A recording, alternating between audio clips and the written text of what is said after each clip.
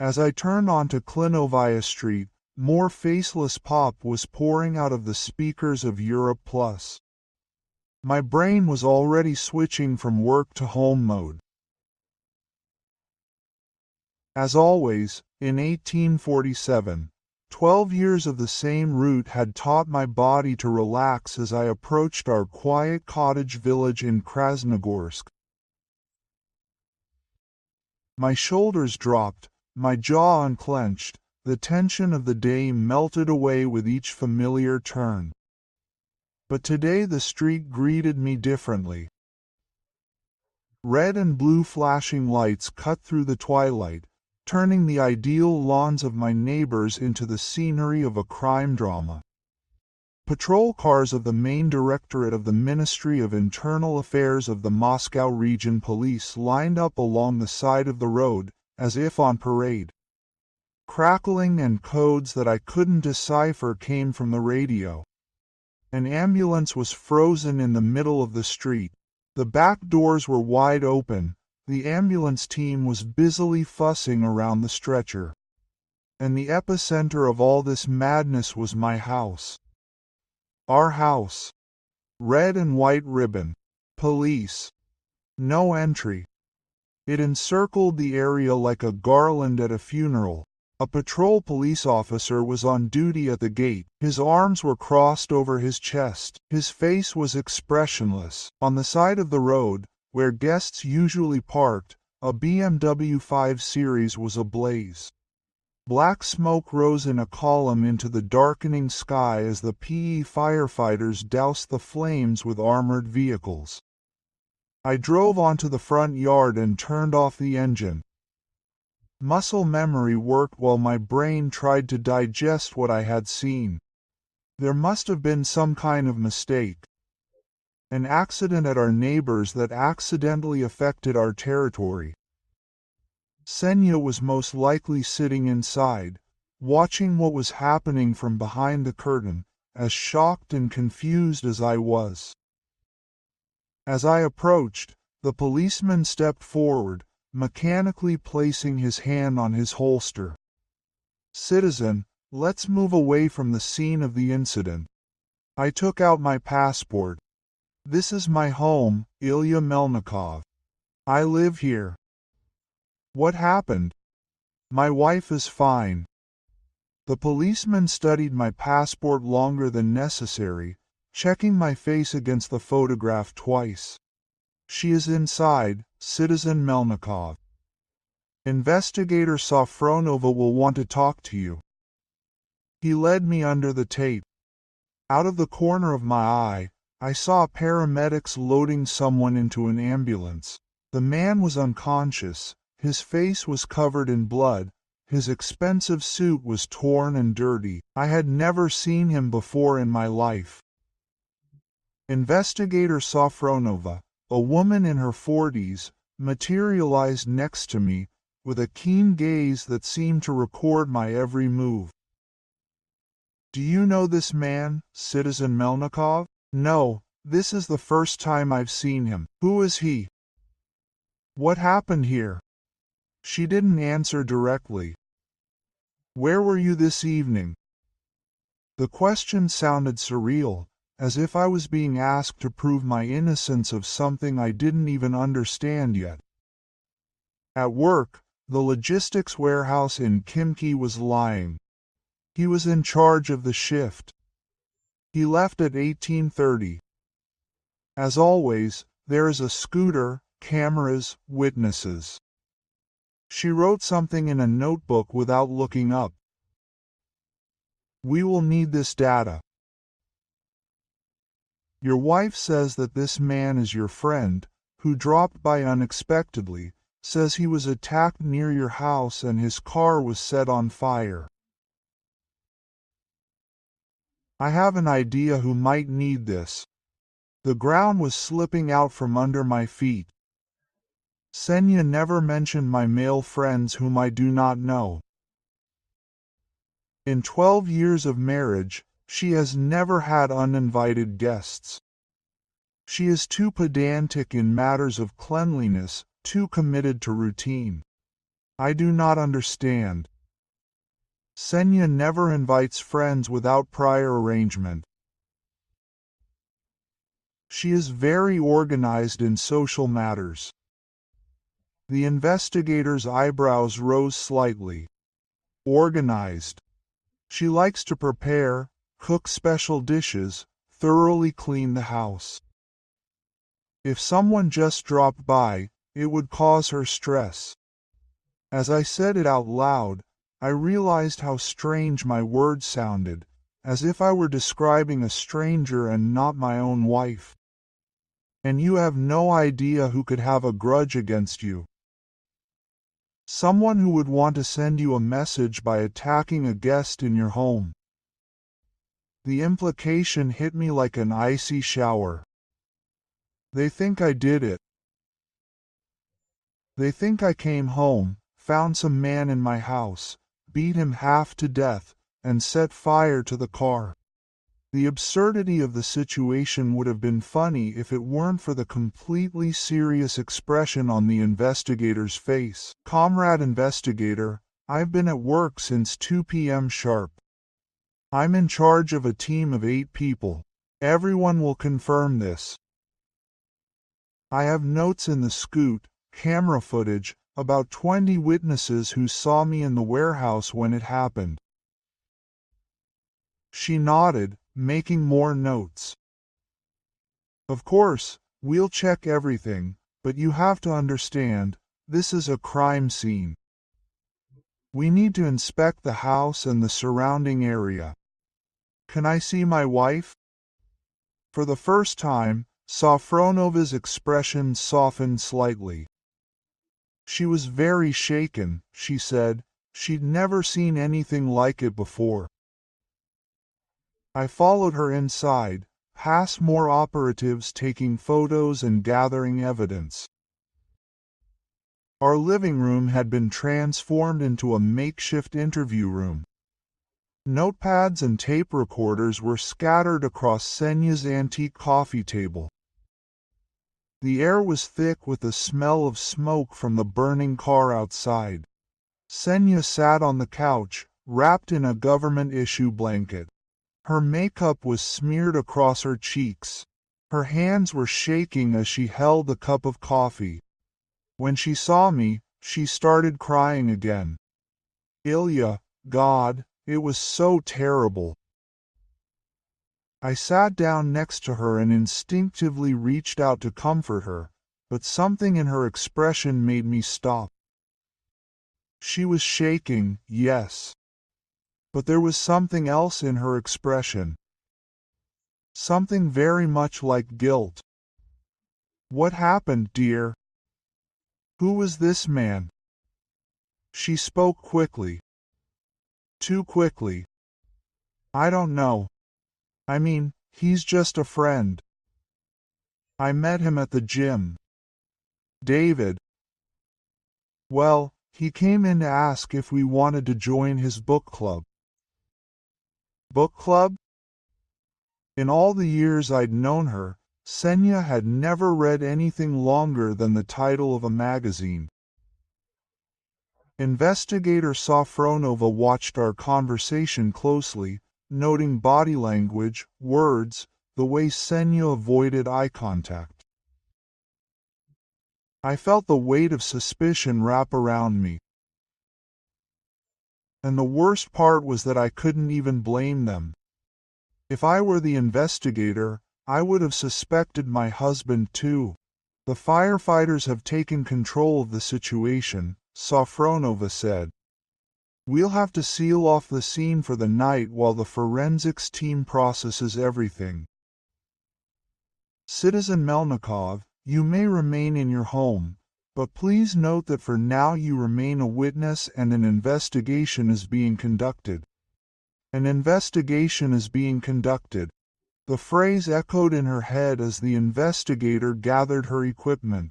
Outside, an ambulance was taking away a wounded man and firefighters were pouring water on the smoldering remains of a BMW. I was free to enter my home, but nothing would ever be the same again. The front door closed behind the last policeman at 11:30 p.m. Senya and I were alone for the first time since this madness began. The silence was more oppressive than the previous noise. No crackling radios, no footsteps on the parquet floor, no official voices discussing evidence and testimony. Just me, my wife, and the elephant in the room, which was getting bigger with every minute. Senya had thrown off the government blanket and was now rushing between the kitchen and the living room, fiddling with her hands and mumbling fragments of phrases. I can't believe this happened. Poor David. Who could do such a thing? David. She had said his name 3 times already, and each time with an intimacy that belied her claim that she barely knew him. Kasyusha, sit down. My voice sounded calmer than I felt. The same tone I use in the warehouse with problem movers. We need to talk. She sat down on the edge of the leather chair, the one that was facing away from the couch. As far as I could remember, the first time she decided not to sit next to me was when we were alone. They had wiped it off during interrogations, but the lipstick was completely gone. Question: when did she lose it? Tell me about David. I already told you. And the police too. He's just a guy from the gym who what's his last name? The question hung in the air. Senya's mouth opened and closed. Like a fish washed up on the beach, her gaze darted to the window, where the skeleton of a burnt-out car still showed black in the light of the street lamps. Sorokin, David Sorokin. What gym? That you've been going to world class in Kimki for 3 years now. I've picked you up from there dozens of times. What coach David? What classes does he teach? Now her face fell apart.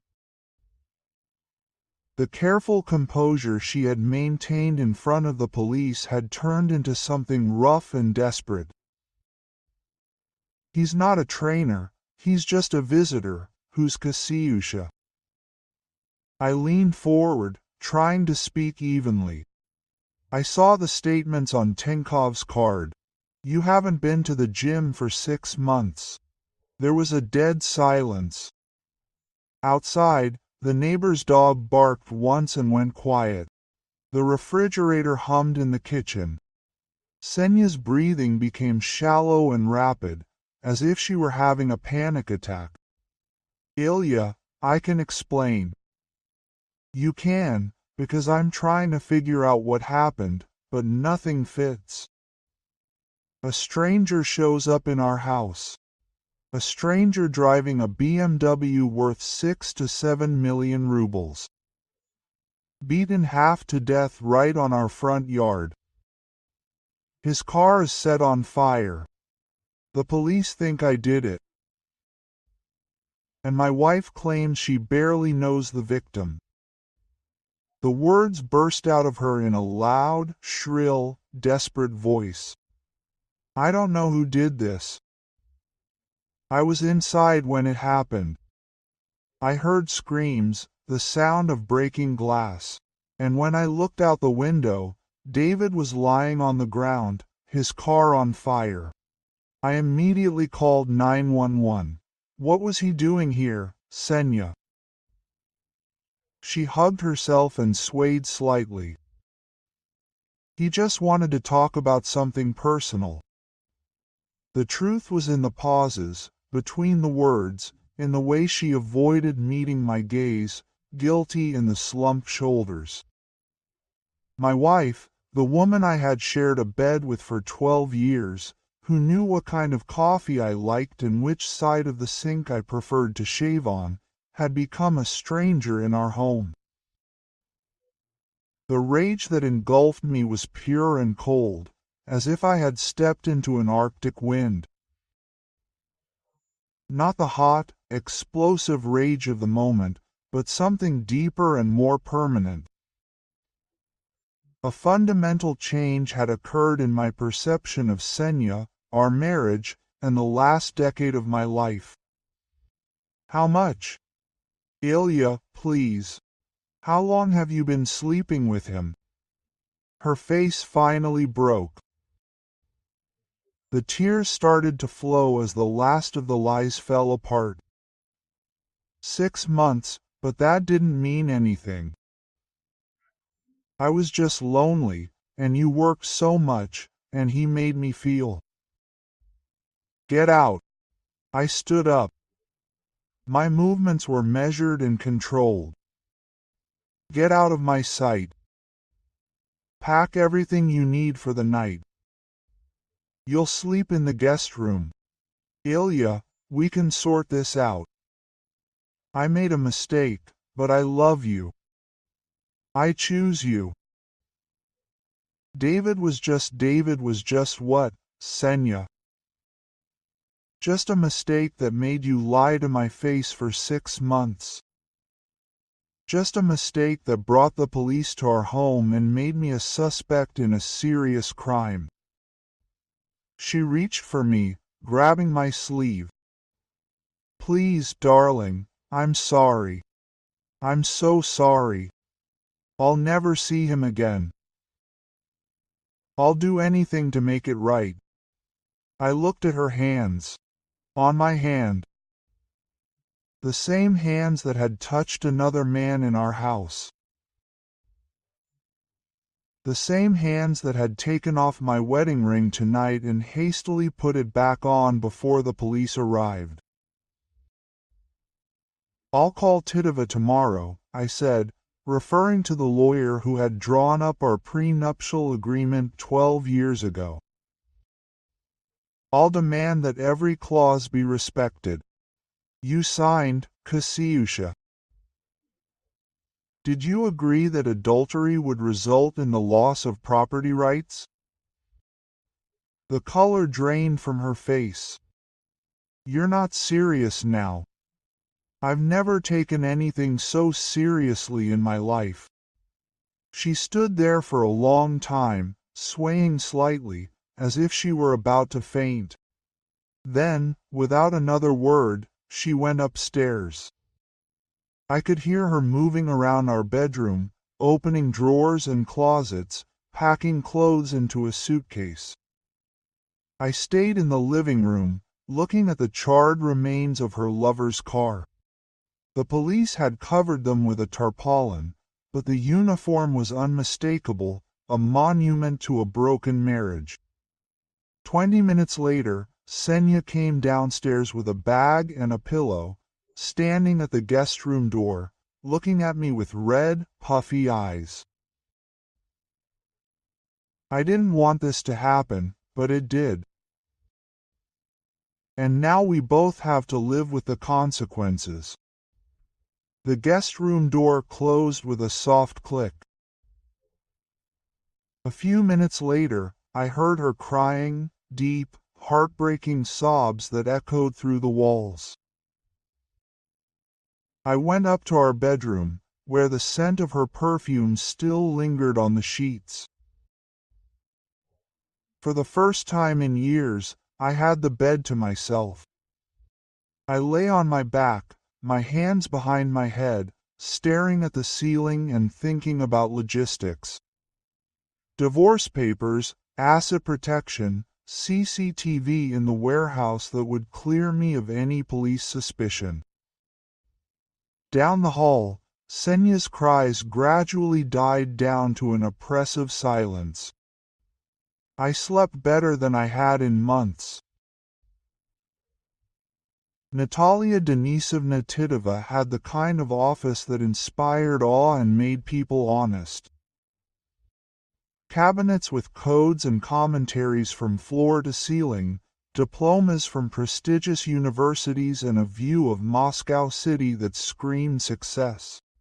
She had been practicing family law for 25 years, and her reputation as an expert on inviolable prenuptial agreements was legendary in certain circles. She leafed through the folder she had taken out of the safe. I remember the case. Your wife's lawyer tried 3 times to talk her out of signing. I sat opposite the massive mahogany desk, wearing my best suit, holding the folder with the documents. She signed anyway, and now I need to ensure that it is enforced. Titova read aloud. Section 4. In the event of adultery, the guilty party loses all rights to the division of property acquired during the marriage. The house and land registered in the name of the spouse are recognized as his personal property. She looked at me over her glasses. Do you have evidence? I put the flash drive on the table. The interrogation report from Tuesday. My wife's confession to a 6-month relationship with the victim. Card statements, hotels, restaurants, gifts I never received. Titova connected the flash drive and spent a few minutes looking through the files, making notes. The police report was especially convincing. Senya's own words, given during the official interrogation. This is classic cheating under the terms of your contract, she finally said. But, Ilya, I need to ask, do you have anything to do with what happened to this man? I was at work from 2 p.m. until exactly 6:30 p.m. on Tuesday. Scoot, cameras, 8 witnesses. The police have already checked everything. Good. Because if there is even the slightest hint of your involvement in the violence against your wife's lover, it will complicate the process. She leaned back in her chair, studying me. Are you sure? No attempt at reconciliation. The question seemed almost absurd. Natalia Denisovna, she lied to me for 6 months, brought another man to our house, to our bed, put me under suspicion by the police. What exactly should I come to terms with? Some consider cheating a mistake that can be forgiven. Some people are fools. Titova smiled grimly. Fair enough. I will file a lawsuit today through the Justice Department. According to the terms of the contract and the family code, after the divorce she loses the right to use the housing. The court usually gives 30 days to leave, but we can agree in writing. She is not entitled to alimony. There are no grounds under Article 89. She keeps her personal belongings, the car, everything. The rest remains with you. How long until the decision? A month and a half through the magistrate's court, if she does not object. Given the strength of the contract and the evidence of cheating, any lawyer will advise her not to drag it out. I left Titova's office feeling lighter than I had in years. The morning sun seemed brighter, the traffic jams more bearable. Even the pop music in the elevator didn't irritate me. For the first time since Tuesday, I had a clear path forward. When I got home, Senya was waiting at the kitchen table with a cup of coffee and a feigned optimism on her face. She had carefully styled her hair, put on makeup, and put on a bright dress, the same one I had once called my favorite.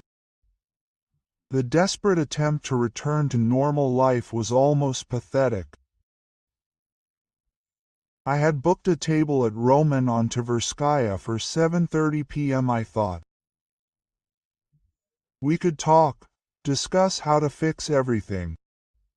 I put my briefcase on the counter and loosened my tie. Cancel, Ilya, please. I know you're angry, but we can work it out. I've already called the psychologist from Altera about family therapy. She has an opening next week. Senya, that's enough. The documents were in the briefcase, signed and ready to be submitted.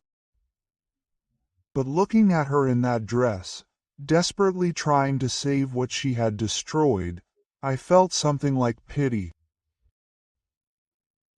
"You need to call a lawyer today." "Not tomorrow, not next week. Today." Her face went pale. "What are you talking about?" "I'm filing for divorce. The papers will be in court tomorrow." The cup slipped from her hands and smashed on the tiles. Hot coffee spilled across the floor. She looked at the shards, as if she didn't understand how it had happened. "Ilya, I don't believe it. I made one mistake." "You've been making the same mistake every day for 6 months." She started crying again, but these weren't the heart-rending sobs she'd had on Tuesday. These were angry tears, desperate and manipulative. "Okay, get a divorce, but you can't just throw me out with nothing. I gave you the best years of my life. You gave me 12 years of lies. And according to our prenuptial agreement, cheating means you get nothing."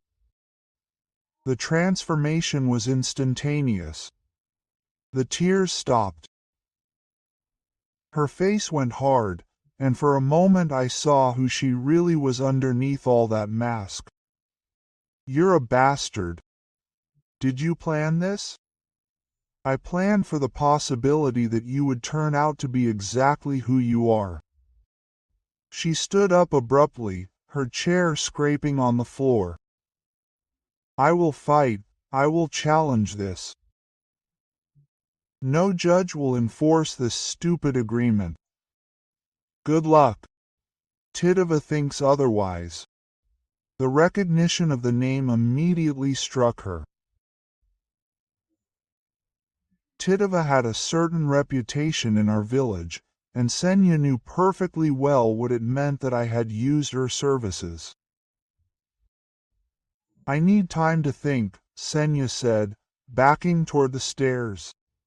"It's all happening too fast. Think as long as you need to. You have 30 days to leave." Quote. She stopped at the foot of the stairs, clutching the railing.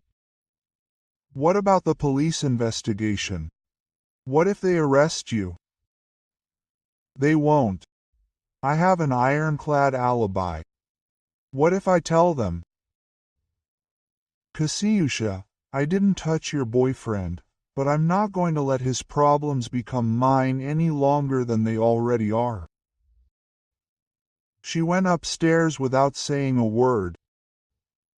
An hour later, I heard her on the phone, probably to her sister or mother, laying out some version of events in which she was the victim. Let this whole story be irrelevant by tomorrow. I ordered a delivery of voklapsha and ate dinner alone at the kitchen table, studying Titova's preliminary inventory of the property. The house, the investments, the pension savings, it would all be mine. Just like we agreed 12 years ago, when Senya wanted to get married so much that she signed everything I offered her. That night, I slept in our bedroom, and Senya stayed in the guest room. Her phone conversations could be heard through the walls. Her voice changed from tears to anger as she tried to find someone who would say what she wanted to hear. But numbers don't lie, and neither do contracts. In a few weeks I would be completely free of her, with my property intact and my conscience clear. It was the best dream I'd had in years. The interrogation room at the Krasnogorsk District Department of the Ministry of Internal Affairs of Russia was exactly what you'd expect. Fluorescent lights, a metal table, chairs that had seen better days. Investigator Safronova sat across from me with a thick folder and a tape recorder, reviewing my timeline for the third time in 4 days. So, you left work on Tuesday at 6:30 p.m., she said, checking her notes. Your supervisor confirms. The security footage shows you exiting through the turnstile at 6:32 p.m. That's right. Let's go straight home. Straight home. The same route I take every day. She flipped through a few pages. We checked your attendance, talked to the staff, looked at the CCTV footage in the warehouse. It all fits. I kept the same calm expression I had from the beginning. I hope this helps clarify the situation. It does. We are no longer considering you as a person being investigated for the attack on Mr. Sorokin. Oh, I see. A burden I didn't even feel has been lifted. Good to hear. We have leads. Who really did it? Investigator Safronova closed the folder and turned off the recorder. Between you and me, Citizen Melnikov, crimes like this usually fall into two categories: random violence, which this clearly was not, and personal squabbles. Considering that Mr. Sorokin was visiting your wife and someone beat him unconscious right there on your front porch, she let the hint hang in the air. Do you think this is because of Senya? It seems your wife was not entirely open about the nature of her relationship with the victim. But that's not your problem anymore, is it? There was a note in her voice. She knew about the divorce. Rumors spread quickly in the village, especially when Titova's name is involved. No, it's not my problem anymore. Walking out of the police station was like walking out of a tunnel into the light. The afternoon sun was warming my face, and I had nowhere to go but home. The investigation was closed. I was clean. Senya's problems were quickly becoming someone else's responsibility. But as I drove through the city, I thought back to Tuesday evening. Not to the embellished version I had presented to the police, but to what had actually happened. I left work early that Tuesday, but before I left, I paid attention to the details. The scooter turnstile in the warehouse reads not only the exit, but also the entrance. An hour before, I had discreetly left my badge with the duty officer, saying that I would reprogram it for the checkpoint system. The shift was accustomed to such trifles. No one was surprised. At 18:30, one of the foremen, at my request, put it to the reader and waved his hand at the camera, impersonating me. The recording shows Melnikov leaving work at the appointed time. So I had a double alibi. The cameras spoke for me better than any words. Driving past at 17:45, I saw her again. Sorokin's BMW was parked on my property, as if it belonged there. I had seen it there 3 times in the last month, always parked in the same spot where guests usually park. I parked 4 blocks away and walked back, entering through the basement entrance. It was quiet out of habit. The sounds from above confirmed the suspicions I had been harboring for weeks. Senya's laughter was sincere and intimate, the likes of which I had not heard in years. The voice of a man I had never met, speaking to my wife with easy familiarity. I waited in the basement, listening to them move around my house, sit on my furniture, probably drink from my bar. The rage built slowly, methodically, like pressure in a boiler. Watching through the basement window as Sorokin finally left around 181 minutes, confident and relaxed, checking his phone on the way to his car. A handsome man in an expensive suit, with the demeanor of a man who had never faced real consequences. Following him outside, the aluminum bat from the trunk fit perfectly in his hands. The balaclava, snatched from a box of winter gear, pulled over his face. Sorokin's surprise turned to fear as he realized what was happening. The first blow landed on his ribs, the second on his shoulder. Systematic, methodical blows followed, each calculated to inflict maximum pain without causing serious injury. The satisfaction of seeing his body collapse on my property, finally learning that actions have consequences. Gas from a lawnmower can. Matches from an emergency kit. The leather interior of the BMW caught fire with astonishing speed. Take off the balaclava and gloves, wash my hands in the basement sink, change clothes, hide the evidence in the workshop.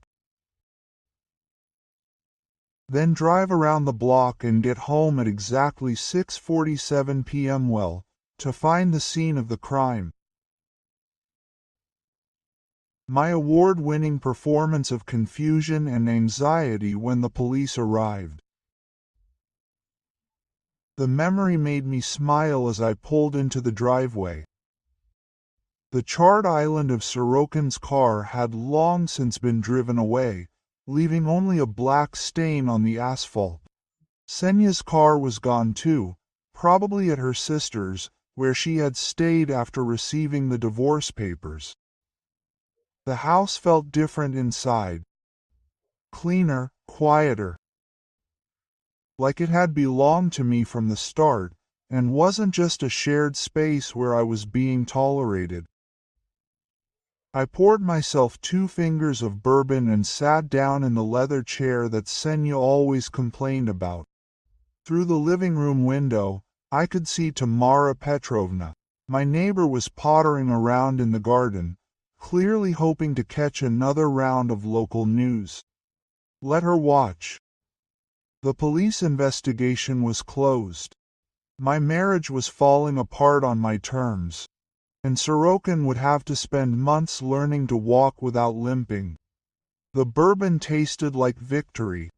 The phone vibrated. A message from Senya. Please call.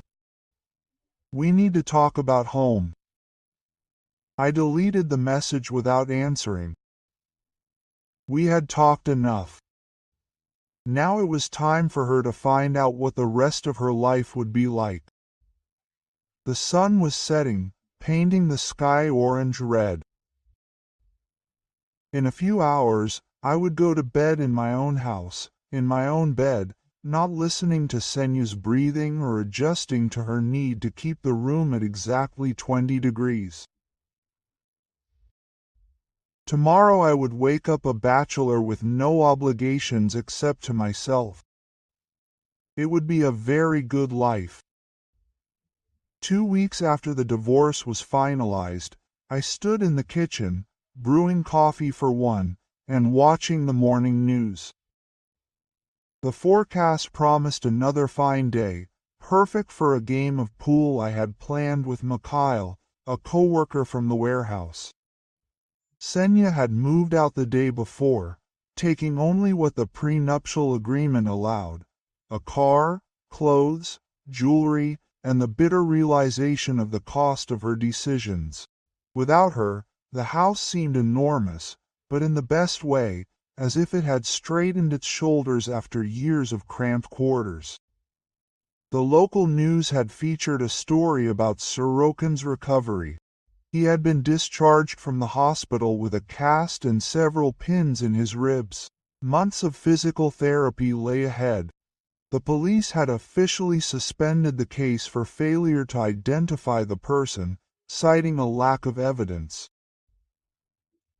The reporter suggested it was a random act of violence, perhaps a botched robbery.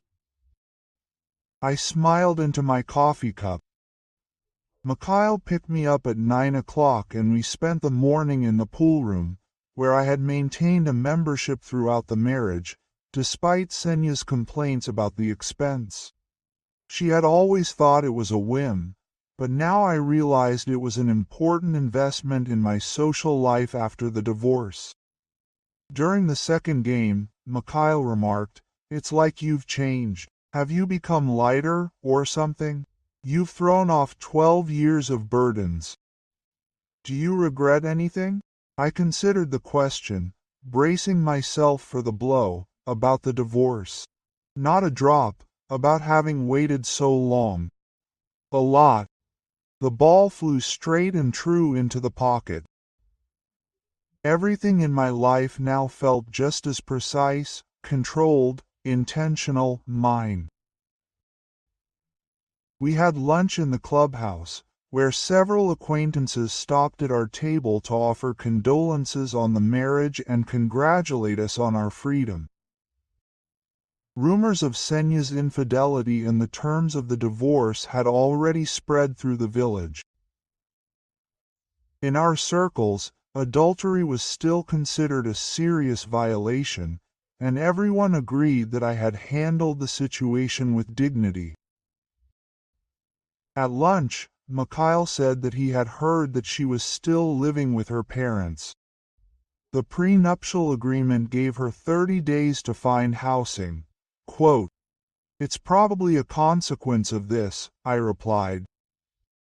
Mikhail nodded understandingly. He himself had gone through a nasty divorce 5 years ago, but without a prenuptial agreement. The ex took half of everything and was still getting elements. Quote, "You were always smart," he said. That day, I returned home to a house that was completely mine. No compromises on furniture arrangement, no arguments about the temperature, no need to adjust to someone else's schedule. I could eat what I wanted, watch what I wanted, go to bed when I wanted. Freedom was intoxicating. Word reached us from mutual friends that Senya was having a hard time living with her parents at 34. Having to build a life from scratch, without a financial cushion, with a reputation tarnished by betrayal. Some of our former mutual friends sympathized with her, but most sided with me when the story came out. Sorokin, according to the same rumors, ended the relationship immediately after being discharged. Apparently, the reality of being beaten half to death cooled his ardor for relationships with married women. I did not feel guilty. Senya made her choice. Sorokin his. I just made sure that the choice had appropriate consequences. That evening, I cooked myself the perfect dinner. Medium rare steak. How I love wine from a bottle that Senya always called too expensive for weekdays. Dessert, which I had to share. I ate slowly, savoring each bite and the surrounding silence. As I was clearing the table, the phone rang. Senya's number.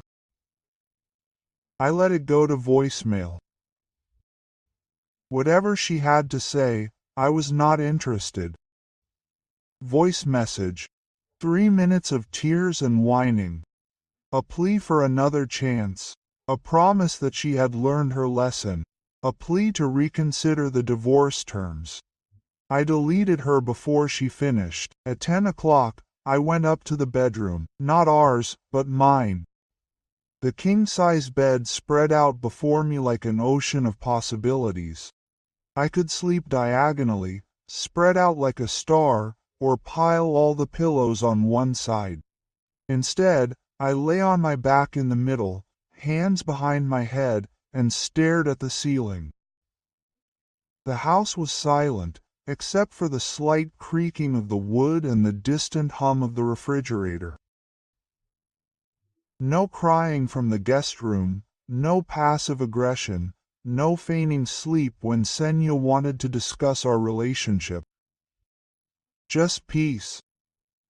I thought about Sorokin, who was probably lying in his bed right now with a throbbing pain, wondering who beat him up and why. I thought of Senya, crying into her baby pillow while her parents whispered about what a disappointment she had become. I thought of the life I would build next. Travel, hobbies, perhaps, in time, meeting someone who understood loyalty. The future stretched out before me like an open road. Outside the window, the village was settling into the rhythm of the night. Dogs were being walked, lights were coming on porches, families were going to bed. Ordinary people living ordinary lives, and most had never had to deal with such betrayal. But I had handled it perfectly, methodically, with the same attention to detail that I show in everything. The police investigation was closed. The divorce was finalized, the assets were protected. My reputation was intact. Justice had been served on my terms, and the future was entirely mine. I closed my eyes and sank into the deep sleep of a man with a clear conscience and no regrets. And so, we have reached the end of today's story. Were your expectations met, or did everything take an unexpected turn? I'd like to know your opinion. Share in the comments. Let's discuss.